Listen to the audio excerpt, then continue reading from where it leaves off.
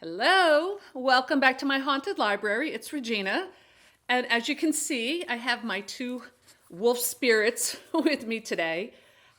This is Lily, and this is Lucky, who you can see has gotten a lot bigger, and they both really stink, I have to be honest. They were playing outdoors, and it's very wet, and we all kind of got a little muddy. And they've been getting along much better. I'm happy to report they've been running around here at the library and play fighting. I can tell Lily is into it. And just let's take a look at Lucky. She got really big and she's getting much better. She was having a little bit of aggression issues that we've been working on, so she's been good. And I don't know how long they'll stay with me here, but I just thought I would do a on set Daily Lily and Daily Lucky. And they've actually been very helpful in helping me to finish my my new series, which has to do with wolves. And I'm nearly done the third book, and I will have another video when that's up. But it will be out. I didn't do a pre-order on this one. It will be out by the end of the month. I'm getting to the end of editing and it feels good. So speaking of writing, I wanted to do a video today about writing. So this will be an authortube video. I do both on this channel. I'm just rubbing both of these dogs here. Oh, they're so funny. Anyway, Cam Wolf did a video a month ago. And I mentioned this in my last video, and I haven't stopped thinking about it since, and I even took notes. So that's what I'm going to be talking about today. Cam's video was titled, "Is Wanting a Writing Career Enough?" And then Steve Donahue did a response video, and I'm going to link them both below. And I guess this is my response to Steve's video, or both videos really, because I've really enjoyed what they both had to say about this, because it made me think, reflect on my own writing, and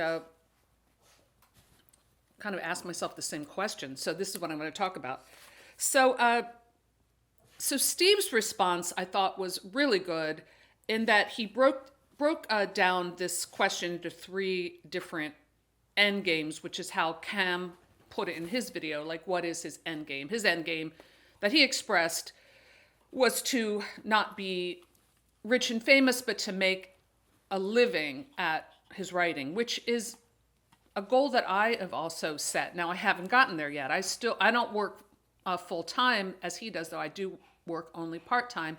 That helps, but no, I'm not anywhere near making a living at writing. In fact, when I did my taxes, I was like, oh, look at how much I made in my writing this year, and then I subtracted the anthologies that go to charity, and then I subtracted the money I spent on my writing career, all the book covers that I bought.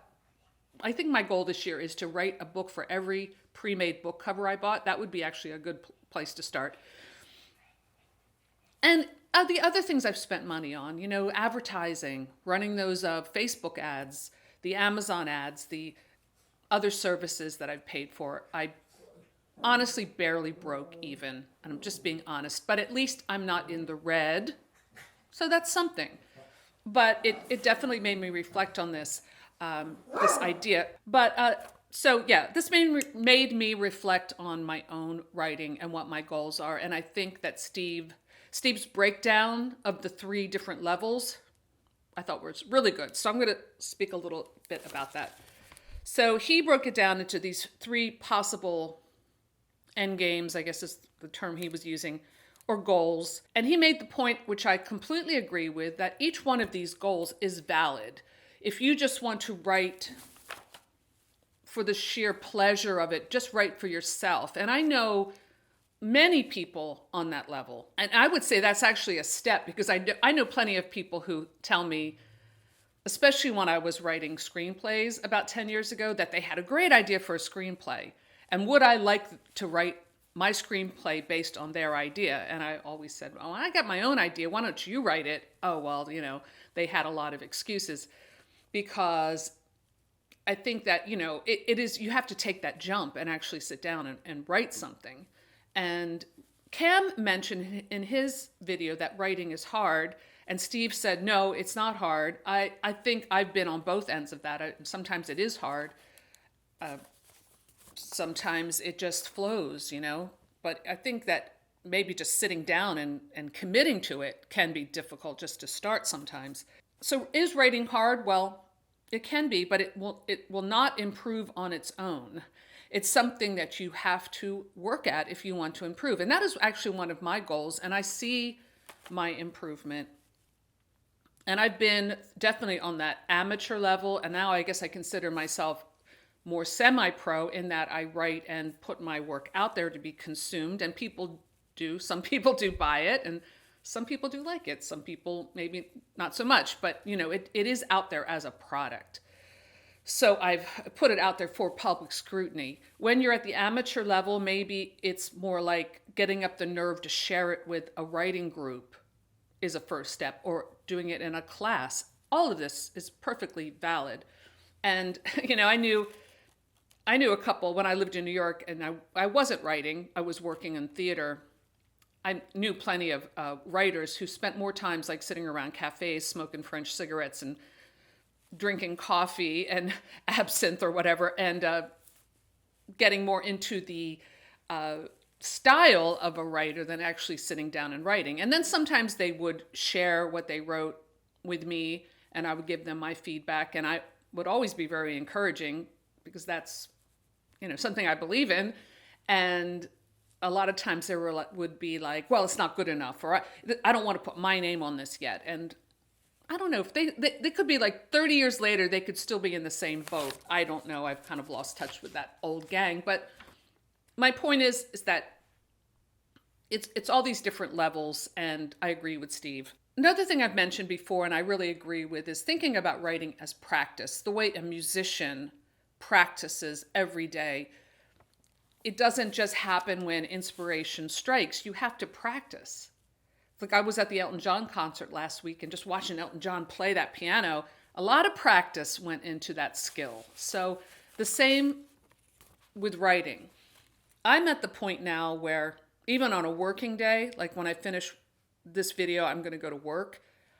On a working day, I do a 2-hour writing stint every morning. On a non-working day, more like 3 or 4 hours. I don't usually go beyond 4 hours. To me, I just start to burn out. But so I've already done my 2 hours, and I feel good about that. It's kind of like getting your exercise out of the way, which I didn't do, but at least I did my writing. So I'm on the semi-pro level. So are a lot of my colleagues, people that I've done, collaborations with, like on the authortube anthologies. Not excluding Steve Donahue, which he makes his living as a writer, not writing fiction, as he said, but other types of writing. That's awesome. I'm really happy for him. And I think that's what gives his advice a lot of weight as well. So definitely look at that, even if it might make you a bit uncomfortable, because it is realistic. His advice is realistic. And sometimes when we're in our dream world, we don't want to hear that, but I think it's important to really look at it. It's not going to just happen. I agree with him on that. And he makes the point that entering the pro level is like being in the Olympics. And I think that is a great analogy. In fact, it reminded me, recently I watched I think it was Netflix documentary on Caitlyn Jenner, and I wrote down what it was called. Untold Caitlyn Jenner is the name of the documentary. And Caitlyn, in the documentary, reflects on Bruce Jenner. Now, I'm making the distinction between Caitlyn and Bruce because Caitlyn does in the film, which I think is very interesting and a whole other topic, refers to her former self, I guess I could say, as Bruce, as if he wasn't a completely different person, a creation. And I thought it was very poignant and a little sad when she was talking about Bruce as a child and how he was very unremarkable, not the best student in the world, didn't really have any talent that he could think of until I think it was a gym teacher or a coach. He was running like a race at like a school gym class, and the coach gave him like one of those like attaboy moments Like that little germ of encouragement gave him a purpose. Now, maybe that purpose was hiding other issues that, you know, obviously maybe were there, but the story about how Bruce became an Olympic champion is really interesting. And he went to, and I'm saying he because that's how Caitlin refers to Bruce, because she even says in the documentary, if someone says, "Oh, Caitlin, you were a Olympic champion," Caitlin will correct them and say, "Oh no, that was Bruce." So if you watch the documentary, you'll know what I'm saying. I'm not trying to misgender anyone, um, but it was interesting because Bruce went to the Olympics and was not successful, and then made the decision, the very deliberate decision, to become this champion. And what it took was, just like Steve said in his video, 100% devotion, dedication, daily working out 8 hours a day. And this is all he did. Now, he had a supportive spouse at the time who is also, she is interviewed in the documentary, and I found her story a bit sad, I have to say.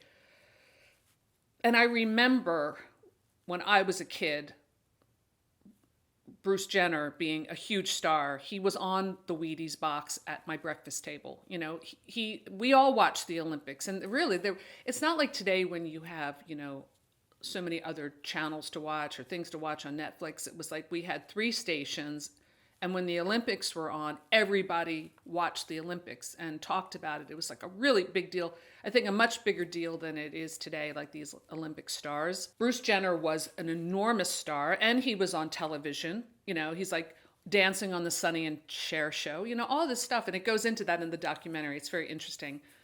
But what I found poignant about it is exactly what it took to become an Olympic champion. The 100% devotion and dedication. So I think that is something I agree with, and watching Steve's video, it really made me think about that. Like, I'm dedicated to 2 hours a day, but do I dedicate myself, you know, every waking moment to my writing career? No, I don't.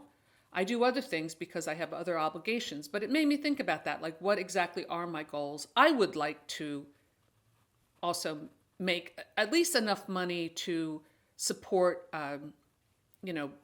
support my hobby in a way.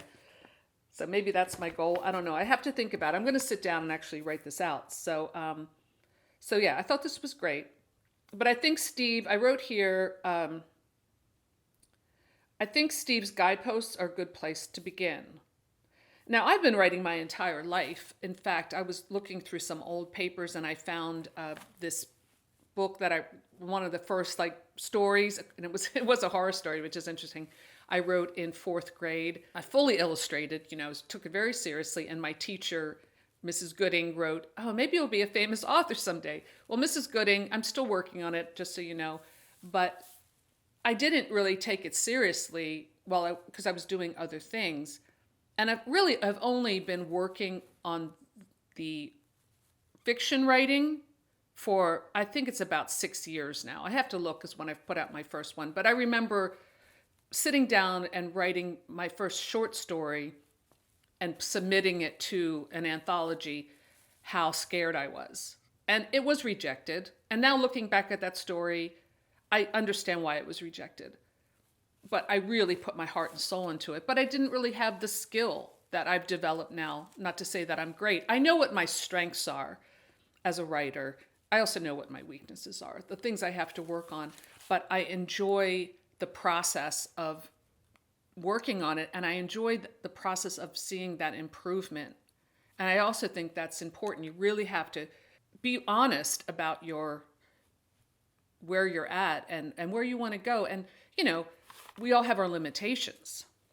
And talent is a thing, I'm not going to lie. Talent is a thing. I have talent for certain things and not talent for other things. And it's important to maybe know what those are. Then I remember I submitted a short story I wrote called The Mask of Mercado. I think it's in my first short story collection, Demons Within. That was accepted into a small press anthology that I have somewhere over here. And that gave me a real lift. The fact that it was I don't think I got even paid for it, but the fact that someone liked it enough to publish it, was a boost. So I think it's important to get your stuff out there for an audience, just a little bit at a time. And this is something that, part of the reason why I wanted to do the anthologies, and I'm now working on the third one. And I have to say, I've already gotten some great submissions from some new voices here on YouTube, HorrorTube, BookTube, and AuthorTube. So that's great. I was really excited to see that expanded a little bit. But I like to encourage talent. In fact, I think that I have a good talent for recognizing talent. It's one of my talents. So, yeah, I could dedicate myself to that and start my own, press or whatever, small press. Believe me, I've fantasized about it quite frequently, but I don't know if that would be something. I really have to think about that seriously. But yeah. So can you make money at this writing thing? Well, like a lot of us, I belong to that Facebook group, that 20 books to 50K. Now I have 20 books in total on my Amazon page. And I certainly am not making 50K, but it's a good marketing strategy. And look, some people on that group do make a lot of money. It's almost discouraging when you see someone posting their monthly earnings and it's like $100,000 for the month. And then they write their strategy, and a lot of times they're spending $30,000 on advertising. So there's that. But yeah, that's pretty good return. I don't know how they do it.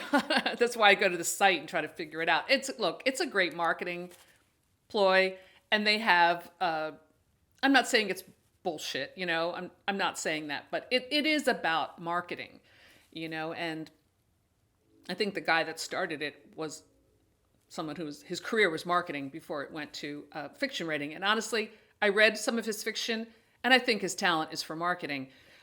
Not being bitchy there, just saying he knows what he's doing. There's a whole cottage industry on the dream of being an author or an actor or any creative endeavor. I learned that when I was 20 years old and moved to New York with a dream of being an actress. There were dance classes and acting classes, and all this costs money. And then the more you get into it, the more, maybe you need a nutritionist or a psychiatrist or a career planner. All of that stuff is part of the industry of dreams. Hollywood, look at that. People go out there and very few people make it. And I never was crazy enough to try that, because kind of see what that's all about. But, I don't regret the years I spent in my youth living out those dreams. I had a wonderful time. I'm being very honest today, but I feel like I want to be honest about this, and I'm hoping that other writers on this platform will maybe respond to this, and we can start a whole chain, because I really like to know what people think. Okay, so so there's a whole cottage industry, buyer beware, and I would certainly never recommend. And if you're trying to do this yourself, no shade, but I would not spend money on any kind of program where someone who hasn't really had success telling you how to get success. There are people on this platform giving writing advice that don't really even know what they're doing. So just buyer beware. I don't regret spending the money on the Robert McKee book or taking his seminar. That was really worthwhile. Also, I took the James Patterson masterclass online, which was $99. That was completely worthwhile, because he's actually someone who, has been very successful. Whether you like him or not, you can't deny it. It would be better to take a class at a local community college or like a writing center with a good track record than giving somebody on YouTube with a PayPal account money to regurgitate stuff that they found on Wikipedia. Okay, that's all I'm going to say about that. So I made a little list of some advice that I can pass on from things that I've learned. All right, so number one, be prolific. Now, this is just my my advice, because I am prolific, I feel like ramp it up at least a little bit, because if you've been working on the same short story for a year or more, move on, finish it. I think the art of finishing something, that's why it's good to start with short stories, is really good. Even if it's a poem, even if it's a haiku, finish it. So maybe be prolific and finish what you start is number one. Number two, marketing. Like Cam's confession, I really suck at that. So I'm going to just take this moment to plug my new books. Both of these are out. Red Masquerade, Red Interlude, and Red Finale is going to be the third book in the series. I'll have it all linked below. All right, moving on. See how uncomfortable I was just doing that? Look, I have met people who have all the confidence in the world and this much talent. And then I have met the opposite. Tons and tons of talent and very shy about putting themselves out there. I feel like there is a correlation there. I mean, I know from my personal experience and just from years of being in therapy and dealing and reading self-help books that I had the opposite. You know, I was raised in a family where, you know, to brag or to put yourself out there would be considered a really negative thing. At best, it would be tasteless. At worst, sinful, you know? So, and my husband was the same way, you know, and we both got that message of, you know, who do you think you are? You think you're so great. It was of that time with our parents' generation. Got to slap you down just so you don't feel so good about yourself, which is really terrible. There can be the opposite, where someone, and a lot of people accuse the millennials of having this. I don't think it's true across the board, but, you know, when you're told that whatever you do, it's like, you know, you do some scribble, it's, oh, you're the next Picasso, you're a genius. And, you know, people can get all pumped up and maybe feeling that whatever they put out there, even if it's not very good, it's going to be, you know, they're going to be given, you know, everything they want. And that can work in your favor. I've seen that. But, you know, it can also be really obnoxious. I've seen that too. So I am going to work on marketing. This is my thing. This is my goal. Number 3, have a thick skin. Steve mentions that. I think he said thick hide. Same thing. Look, part of the fear of putting your work out there is real. That's a real fear, because that means that someone can consume it and come back and say, this really sucks. And look, I've had that. Every author, you know, whether you're an indie author or whatever, you have to be able to withstand the criticism, and you have to get that first 1-star review that calls you the worst writer that ever lived and that you suck. And it does hurt, but it's like trial by fire. You have to kind of go through it, and then you go on Goodreads, and then what I do is like pull up some of my favorite books. Like I'll pull up a Stephen King book, but because we all know Stephen King is a great writer, and I'll read his 1-star reviews, and then I'll feel better. What I won't do, and what I guarantee you should never do, is respond to the 1-star review with your own, I don't know, go on Twitter with some kind of Twitter rant. I mean, Cam has a whole series on his channel about that, and it can be very entertaining.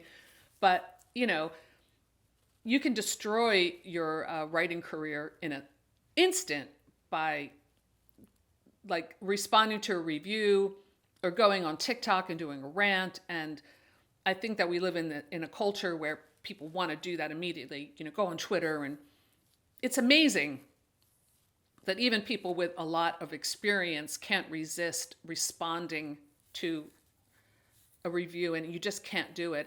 It's hard. It's hard when you feel, especially early in the game, you do feel attacked. Like I had someone who reviewed my book series and kind of like hate read each one, and the reviews kept getting longer and longer. But, you know, she did say, and it went from like a 3-star review all the way to a 1-star review. And she said, but, you know, I couldn't stop reading it. I hated this, but I couldn't stop reading it. And I really wanted to respond. Of course, I didn't, but I'm responding now in case she's watching. I wanted to respond like, well, you read it, didn't you? I mean, I must be doing something right if you couldn't put it down. something to be said. I do write good page turners. That is one of my strengths as a writer, is I know how to write a page turner. I lean into that. I might not be good at some other things, like I'm not the best prose writer in the world. I don't have the most eloquent turn of phrase all the time, but I know how to write a page turner. Oh, also sometimes, now I don't recommend this, but sometimes the Twitter rant will get you a lot of publicity, which could lead to more book sales, but like I said, wouldn't recommend it. In fact, that one author that Cam mentioned, I think her book got like carpet bombed by 1-star reviews. So that's pretty icky. And number 4, always improve. Always improve. I think that is what gives me more joy than anything, is feeling that I'm not quite mastering something, but I'm getting closer with each, until the brain becomes really soft. I feel like I'm improving, I mean, one of my great inspirations in life is my aunt, who's 96. She had been with her partner for over 70 years. They were a couple. I called her my aunt, but her partner died this last year, and my aunt is still going strong. She didn't even start playing golf until she was in her 80s. She was skiing before that, but then she messed up her knee, so she stopped. She had to get her knee replaced, stopped skiing, started playing golf. She still plays golf at 96. She's still learning. She's still driving herself around, I mean, she's my inspiration. So you always want to be on that edge where you feel like you're improving and mastering a skill. It's a great feeling, whatever that skill is, if it's writing or something else. Oh, to reiterate Steve's point, all 3 levels are equally valid. I totally agree with that. And on just one final note, because I remember when I read this was definitely a gut punch, is a quote from Dan Simmons' book Hyperion, where one of the characters, it's a writer speaking, one of his characters, the poet, but he wrote, "Belief in one's identity as a poet or writer prior to the acid test of publication is as naive and harmless as the youthful belief in one's immortality, and the inevitable disillusionment is just as painful." All right, well, you can take that in, and I hope it doesn't discourage you. I think it's more of a challenge than anything else. And also, just like Steve's video, a dose of reality. And I think that we all need that, because that's how you improve, is looking things as they are and saying, okay, what do I need to really do to get to my goals? So let me know in the comments below if you have anything to add to the conversation, or if you want to make your own video in response. I would love to hear your thoughts.